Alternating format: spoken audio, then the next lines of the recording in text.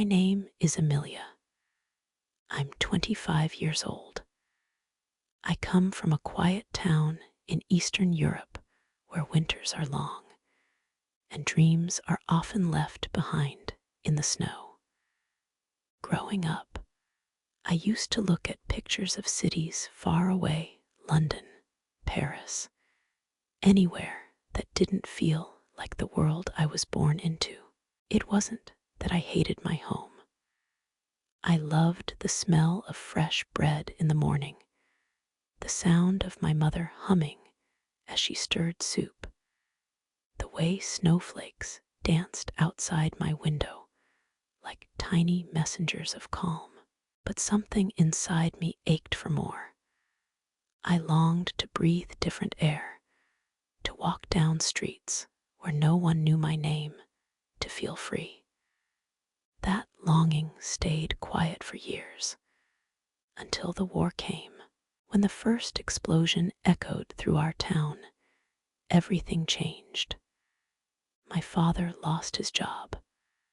My mother stopped singing. The bakery on the corner closed. The streets, once lined with laughter and lazy Sunday walks, were now hushed with fear. I lost my job at a cafe where I used to serve tourists tea and chocolate cake. One by one, everything we counted on vanished.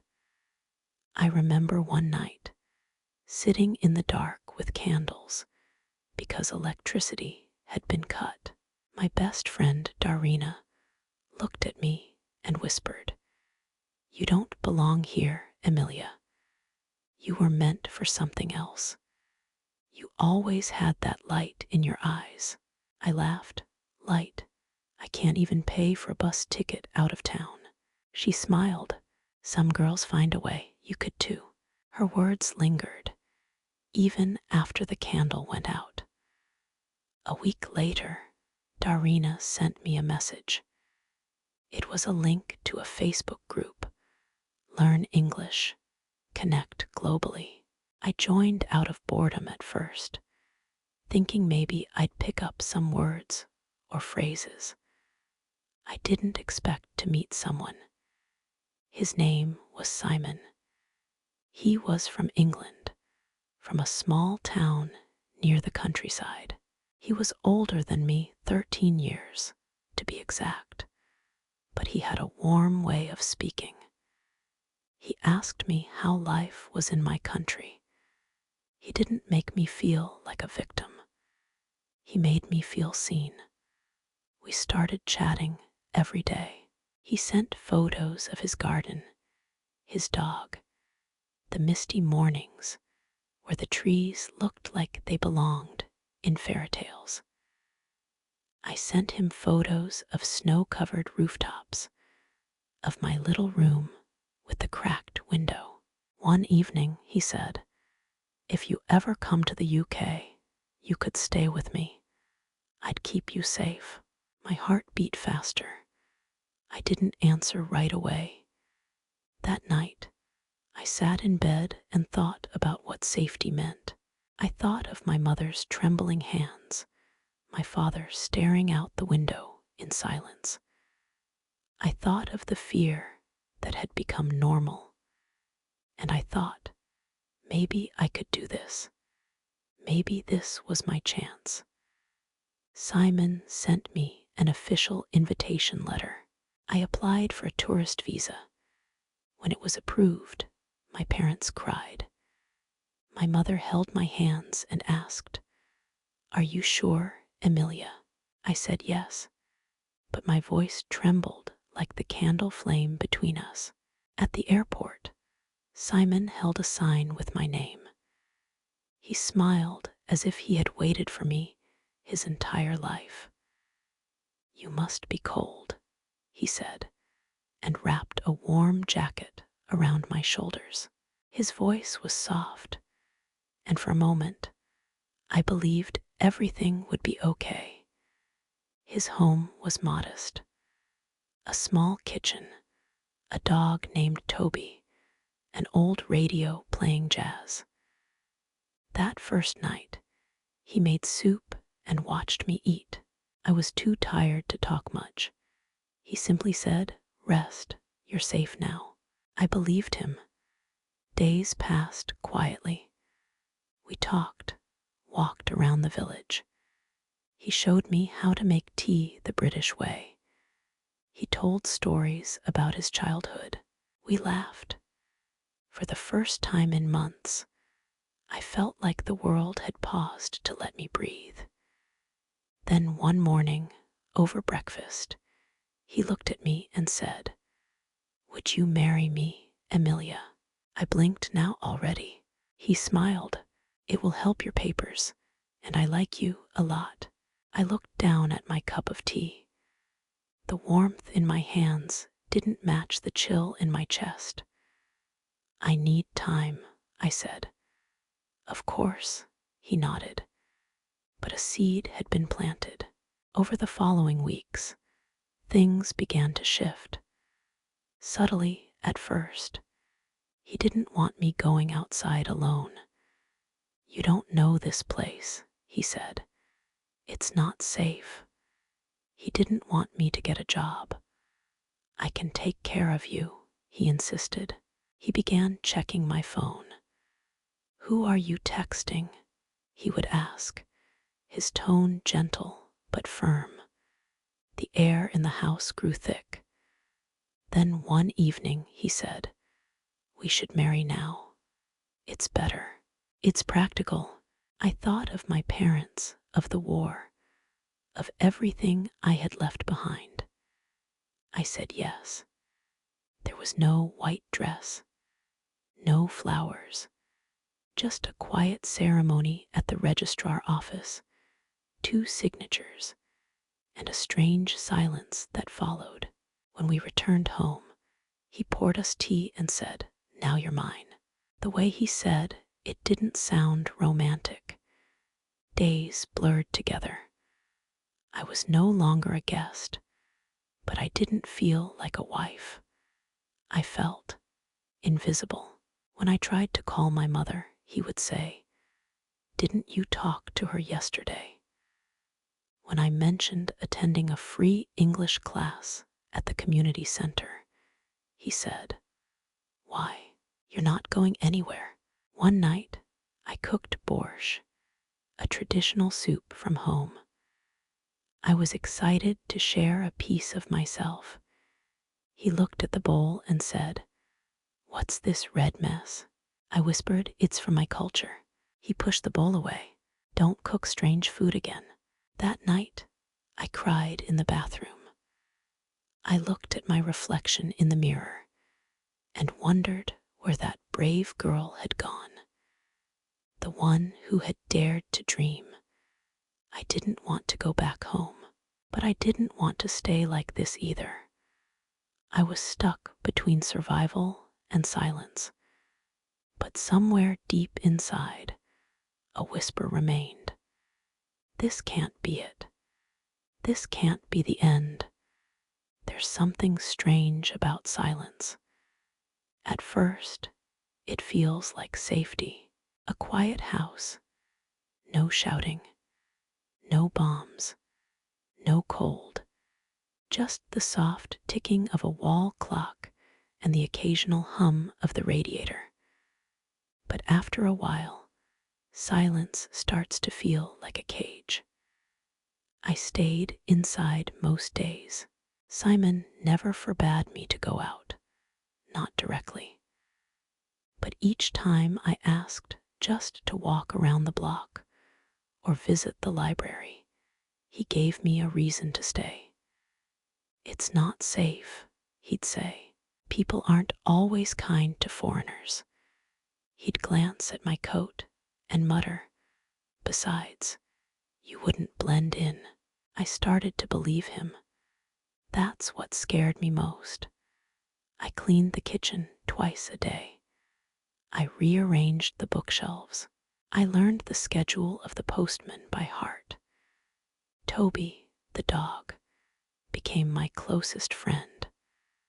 I would speak to him in full sentences. He never judged.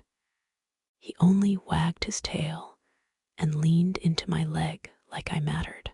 At night, after Simon fell asleep, I began to write again.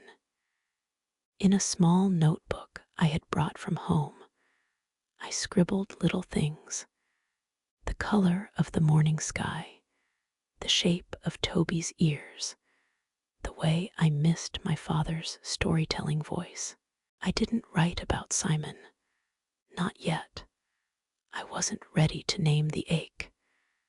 Then one morning, Simon left early. On the table was a note in his handwriting. Back late. Don't go anywhere. I stood by the window for what felt like an hour, watching the wind bend the branches of a tree outside. My chest tightened. I wanted to walk. Not far. Just to feel the air on my face, to see people, to remember what it felt like to choose something. I took my coat. My hands were shaking as I stepped out the front door. The sunlight stung my eyes.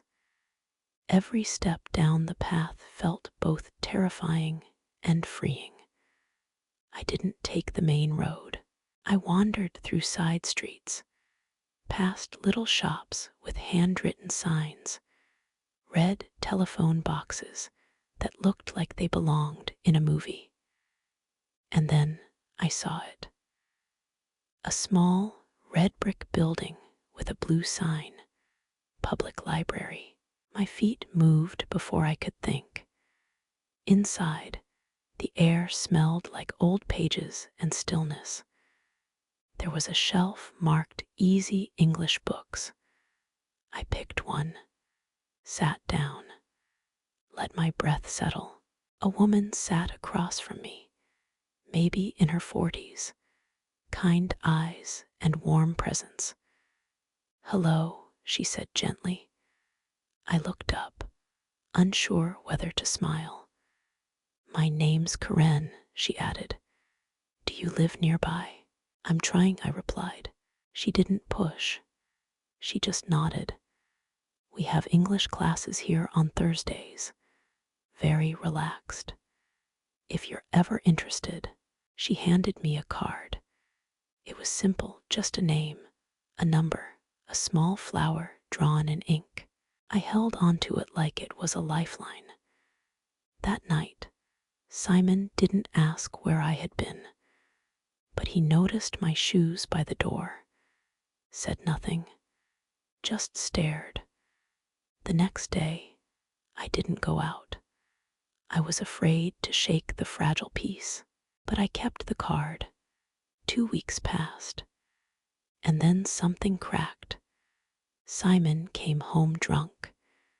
It was the first time. His words were slurred, his eyes unfocused.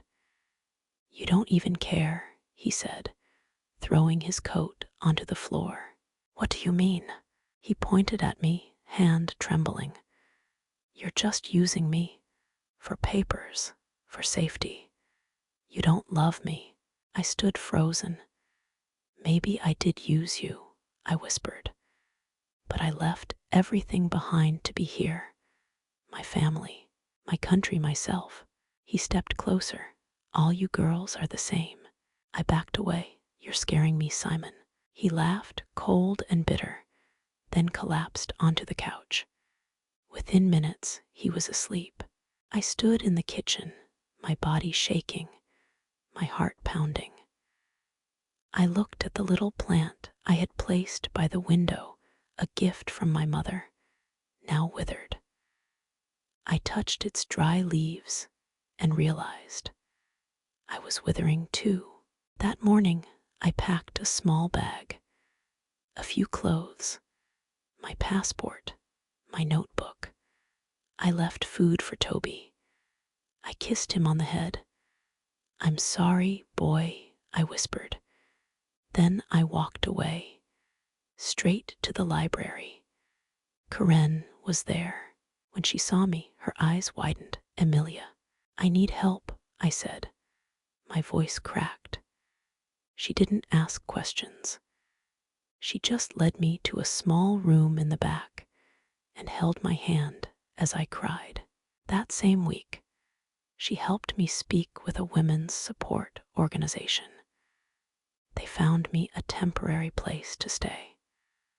A kind woman named Aisha gave me clean clothes and tea that smelled like cinnamon.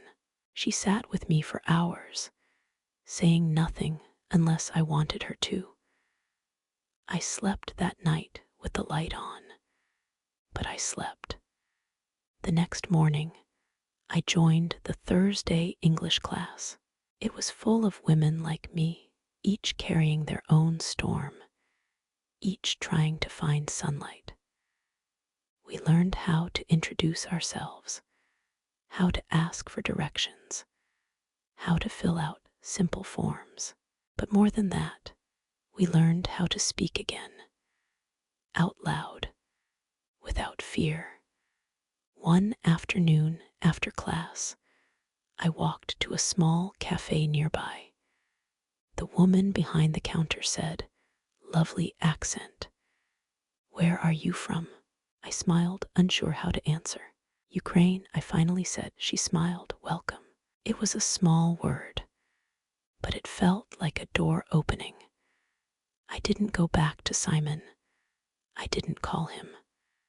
Later, I heard he told people I had lied, run away, used him.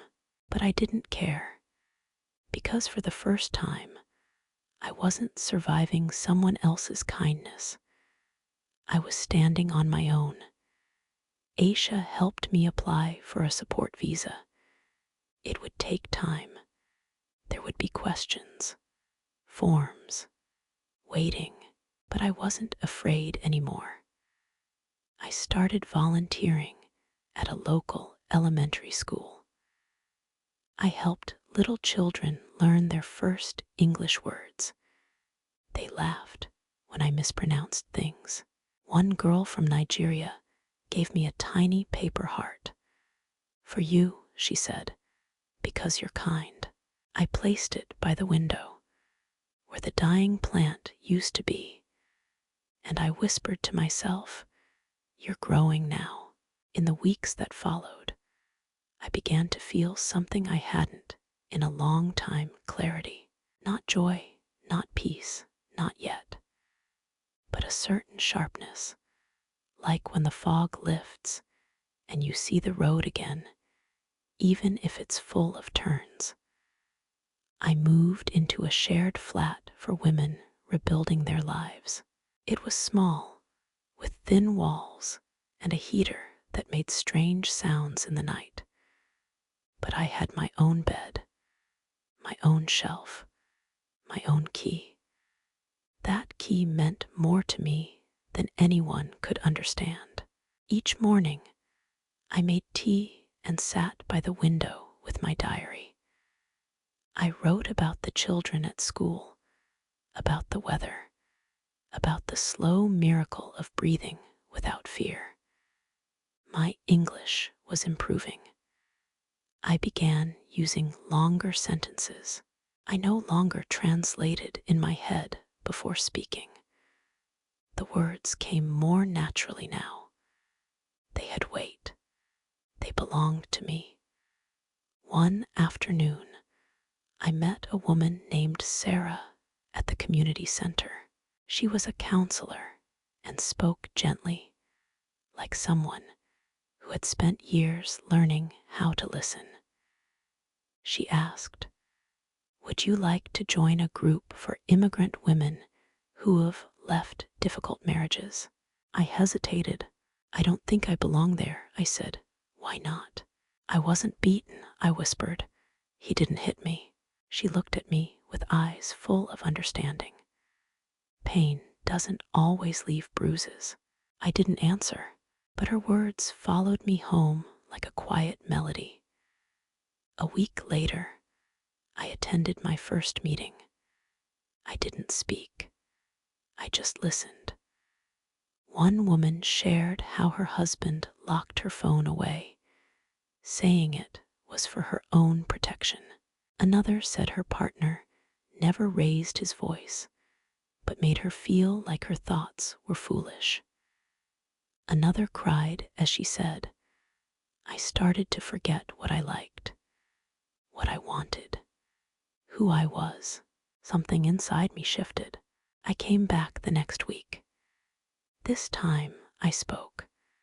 I told them about Simon, about the tea and the smiles at the beginning, about the slow erosion of permission to walk, to speak, to choose, about the invisible strings I didn't notice until they tightened.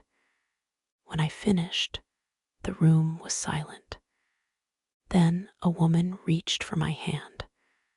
Another said, Thank you. No one judged me. They didn't pity me. They saw me, and I felt seen. I kept volunteering at the school. The children started calling me Miss Emilia. They liked my accent, said it made me sound like a storybook character.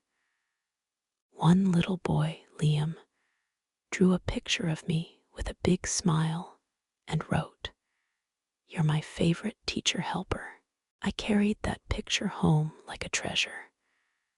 At night, I dreamed again, not of running, but of staying, of becoming.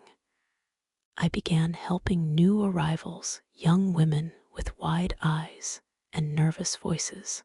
I showed them where the English classes were, how to apply for basic aid, where to find warm clothes for winter. I remembered how lost I had felt. I didn't want anyone else to feel that way. One day, I saw Karen again, the librarian who had held my hand that day I left Simon. I brought her a small pouch of herbal tea from my country. She smiled and said, You're glowing now, Emilia. I laughed. I feel lighter. She nodded. You're doing more than surviving. You're living. It was true, but the past still lingered. The visa process was long. I had to submit forms, answer personal questions, write statements. I had to tell my story over and over again, but I didn't cry anymore. I spoke calmly, clearly. It wasn't just a story now. It was my truth, and I no longer feared it. Months passed. One morning, a letter arrived. I had been granted a domestic safety pathway visa. 3 years, permission to stay, to work, to build something real. I sat on the edge of my bed and cried, not because I was sad, but because the weight had finally shifted. I called my mother. For the first time, I told her everything. There was a long pause on the phone. Then she said, I'm proud of you, my brave girl. She didn't judge me. She didn't ask why I married him. She just said, You followed hope, and now you're finding yourself. I walked to the window. It was raining softly, but inside, the light was warm. I still thought about Simon sometimes, not with hate, but with quiet sadness. I wondered if he ever thought of me, if he regretted what he had done. But I didn't wait for answers. I didn't need them. One afternoon, the head teacher at the school called me into her office. I was nervous. My hands trembled slightly. She smiled. Emilia, we think you'd be a wonderful classroom assistant. Would you be interested in training? I blinked. You mean me? Yes, we've seen how the children respond to you. We'd love to support you through the process. I said yes. Of course, I said yes. I started training the following week, learning how to help with reading, how to keep children safe, how to create little moments of joy in the classroom. The children giggled when I made mistakes. They corrected me kindly. One girl said, "Miss, your English is funny." I smiled. "That's because I'm learning, just like you." She gave me a thumbs up. It felt like applause. In the evenings, I began to bake again. Nothing fancy, just cookies, sometimes bread. The smell filled the kitchen, reminded me of home. I brought a few treats to the teachers. They said I should open a bakery. Maybe one day. I started writing down dreams in a new notebook. Open a bakery, study for a teaching degree, travel, fall in love again slowly, gently, with someone who listens. Dreams used to feel borrowed, like I had to trade part of myself to earn them. Now they felt mine. I was no longer afraid of being seen, because I knew who I was, and I knew what had happened to me, and I knew its name. It wasn't love, it was control, and now I was free. It's strange how healing doesn't come like a wave, not loud, not sudden. It comes like light creeping through a half-open curtain, slow, gentle, asking permission. My days began to find rhythm. Wake up, tea by the window, a short walk, English class, laughter with children, baking in the evenings.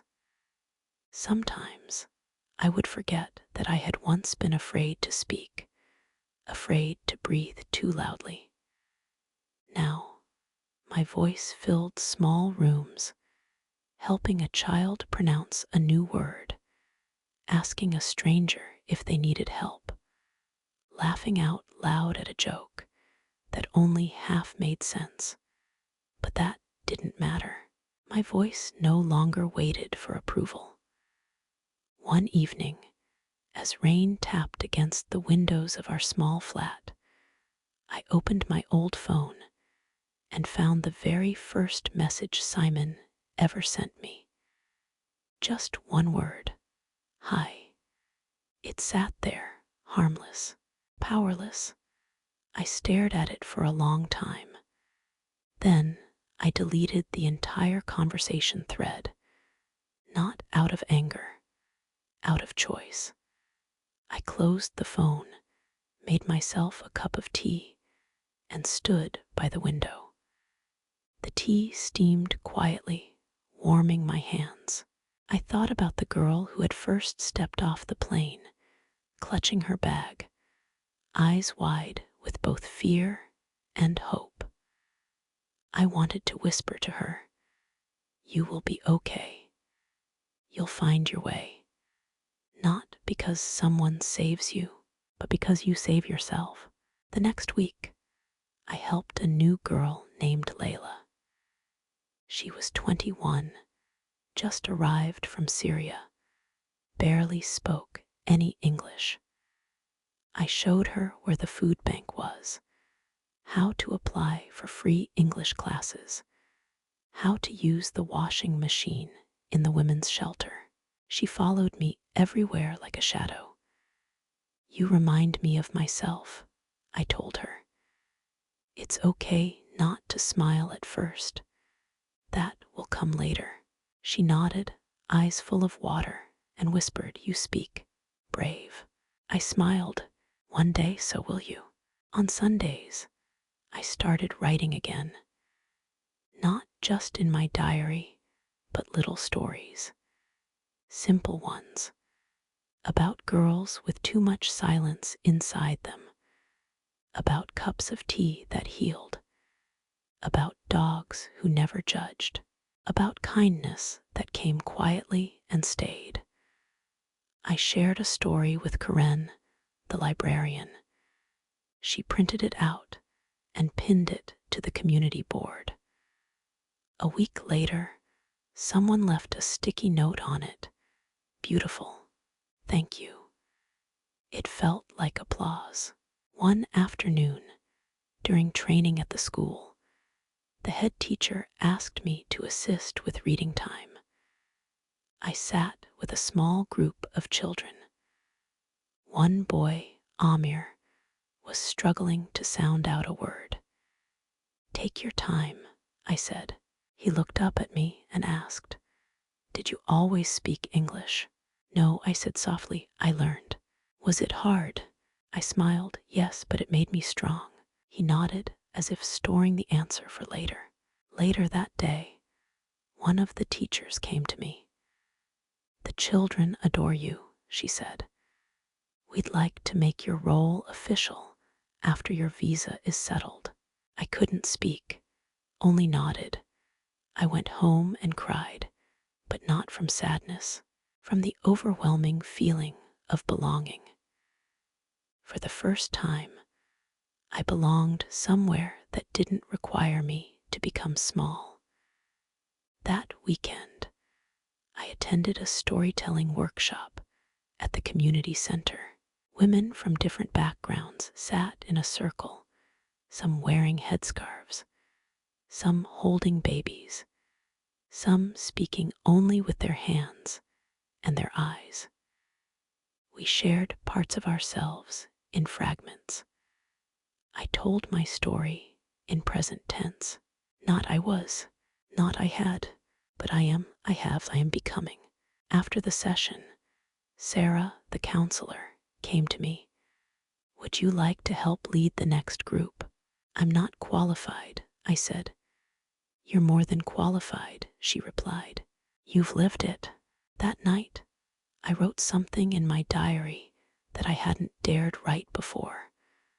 I am not just rebuilding. I am creating. The next day, I went with Layla to the park. She had never been to one in this country before. The grass was still damp from rain, and the sky was pale, but we sat on a bench and watched a little girl fly a kite. Layla said, "It's peaceful." "It is," I agreed. Then I asked her, "What do you want to do here?" "One day." She paused, then whispered, "Work in a flower shop. Make pretty things." I smiled. "Then that's where you're heading." She looked at me. "What about you?" I took a deep breath. "Maybe I'll open a bakery. Maybe I'll teach. Maybe I'll fall in love again. But only with someone who sees me as whole." Later that week, I returned to the women's group. This time, I brought cookies. We shared stories, some harder than others. One woman described how her partner never hit her, but controlled what she wore, who she saw, what she said. "I didn't even notice it happening," she said, "until one day I didn't recognize my own voice." The room was quiet. Then I said, "That's how it happens. Slowly, like sand slipping from your hands. But you can gather it again, one piece at a time." They nodded. We drank tea. We laughed. Somehow, healing had become a group effort. I still wrote dreams in my notebook. They changed each week, but the last line stayed the same. I want a life where I never have to ask permission to be myself. Spring arrived like a promise. The trees outside the window of our shared flat began to bloom. The gray sky softened into something kinder. People smiled more, or maybe I had only just started noticing. Maybe I had begun to open again, like the small flowers pushing through the soil after a long winter. One morning, a letter came from the home office.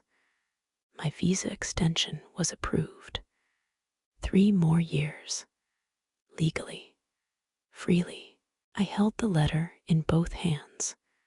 My breath caught. It wasn't joy I felt at first. It was disbelief. I had been holding my breath for so long, I didn't remember how it felt to exhale. When I called my mother to tell her, she cried before I did. "I'm proud of you," she whispered. "You are stronger than I ever knew." I sat on my bed for a long time after that call, thinking of everything it had taken to reach this moment, of every silent decision, of every time I stayed when I wanted to run, of every tiny yes that built this new life, one brick at a time. But that wasn't the end. That was just the beginning. At the school, my official position as a classroom assistant was confirmed. I received a badge with my name on it, just a piece of plastic, but it felt like a crown. "Miss Emilia," one child asked me that day, "were you always a teacher?" "No," I smiled, "but I always loved helping people learn." "Like a superhero?" he asked. I laughed. "Maybe." I started saving money from my modest salary, a little each week, enough to dream about a future bakery. Nothing big, just a small place with warm lights, old wooden tables, and the smell of cinnamon and cardamom in the air. A place where people could come in from the cold and feel like they mattered. I also began taking evening classes, not just in English now, but in early childhood education. I wanted more than just to help. I wanted to become. One night, after class, I passed by the library and saw a girl sitting alone, flipping through an English grammar book. She looked lost, nervous, so much like I had once been. I walked over. "Hi," I said. "Would you like some help?"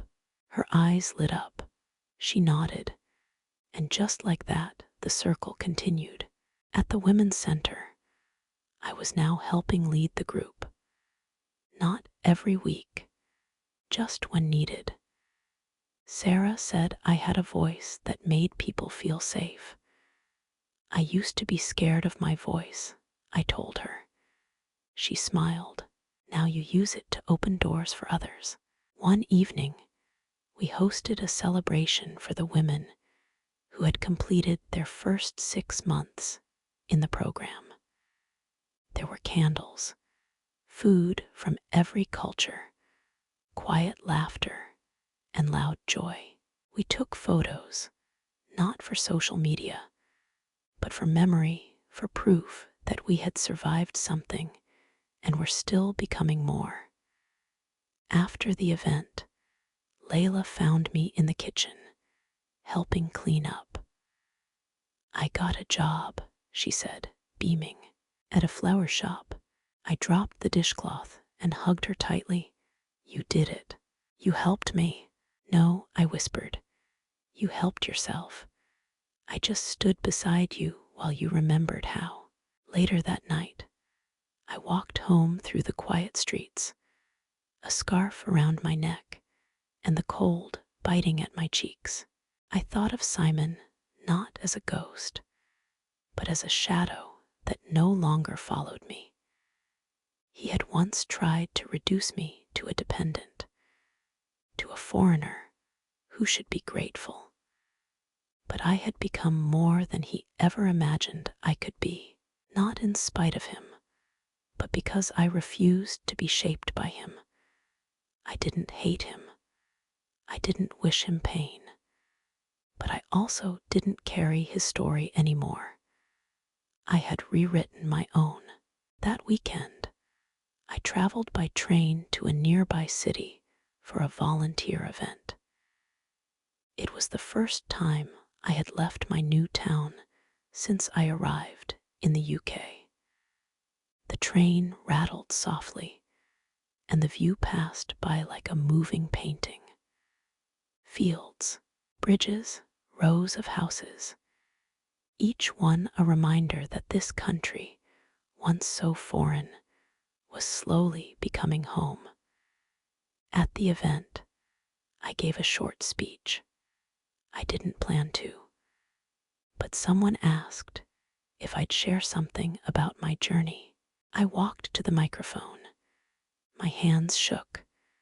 My voice didn't. I came here afraid, I began. I didn't know the language.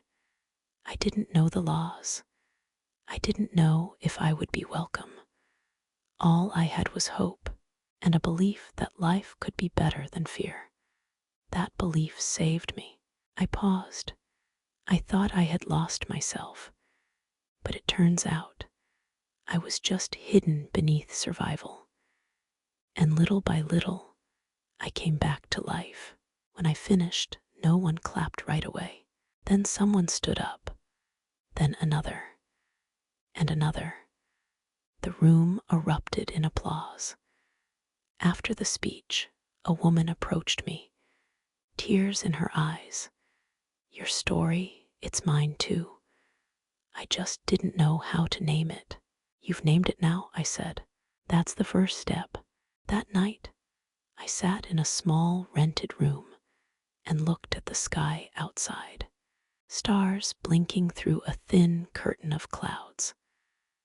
I thought of every woman I had met, every tear I had witnessed, every whisper that turned into a declaration. We were all pieces of something broken that had not given up on becoming whole. The next morning, I baked bread. I wrapped some in a cloth and brought it to the school. The children devoured it. Miss Emilia, one of them said with his mouth full, "You should open a bakery." I laughed. Maybe I will. And maybe I will. Maybe one day I'll have that little shop. I'll paint the door blue. I'll hang photos of my old town on the walls.